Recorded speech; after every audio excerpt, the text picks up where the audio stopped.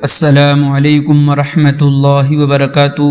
محترم سامعین و ناظرین، ہم سواگت کرتے ہیں ہمارے چینل مولانا تمیم آفیشل یوٹیوب چینل پر۔ دوستو، آج کی ویڈیو کے اندر ہم آپ کے سامنے واضح کرنے والے ہیں کہ عورتوں کا تبلیغی جماعت میں 3 دن لگانا یا 40 دن لگانا صحیح ہے اور کہاں سے ثابت ہے۔ دوستو، کیا ہے اس پر علماء اکرام کی رائے؟ یہ ساری چیزیں آج کی اس ویڈیو میں ہم آپ کے سامنے پیش کرنے والے ہیں۔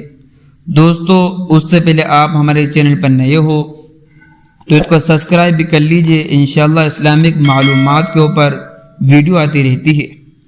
دوستو، بہت سارے علماء اکرام کا جو ہے کہ بیان آتا ہے، بہت سے علماء اکرام بھی کہتے ہیں، کوئی کہتا ہے کہ تبلیغی جماعت میں جانا عورتوں کا صحیح نہیں ہے، کوئی کہتا ہے تبلیغی جماعت میں عورتوں کا جانا صحیح ہے۔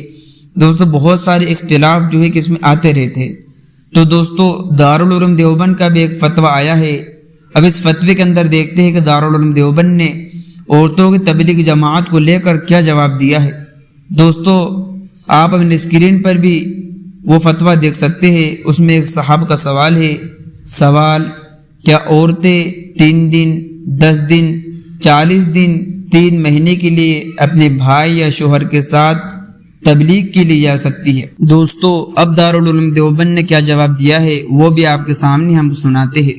جواب: مستورات کی تبلیغی جماعتیں نکالنا شرعی و فقہی اعتبار سے درست نہیں، البتہ خواتین کی اصلاح اور دینی تربیت کے لیے علاقے کے کسی گھر میں باپردہ اہتمام کے ساتھ عالم واعظ و نصیحت کی مجلس رکھے، یعنی کو عالم کو بلائے جس میں خواتین شرکت کر سکتی ہے، اور ایسا کرنا خود نبی کریم صلی اللہ علیہ وسلم سے بھی ثابت ہے۔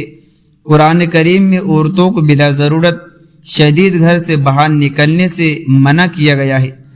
یہی وجہ ہے کہ عورت کے لیے نبی کریم صلی اللہ علیہ وسلم نے گھر میں نماز پڑھنا مسجد میں نماز پڑھنے سے بہتر قرار دیا ہے۔ نبی کریم صلی اللہ علیہ وسلم جب عورتوں نے مردوں کی جہاد میں شرکت، فضائل حاصل کرنے اور ان فضائل کو حاصل کرنے کی تمنا ظاہر کی تو آپ صلی اللہ علیہ وسلم نے فرمایا کہ تم میں سے جو گھر میں بیٹھی رہے وہ مجاہد کا اجر پائے گی۔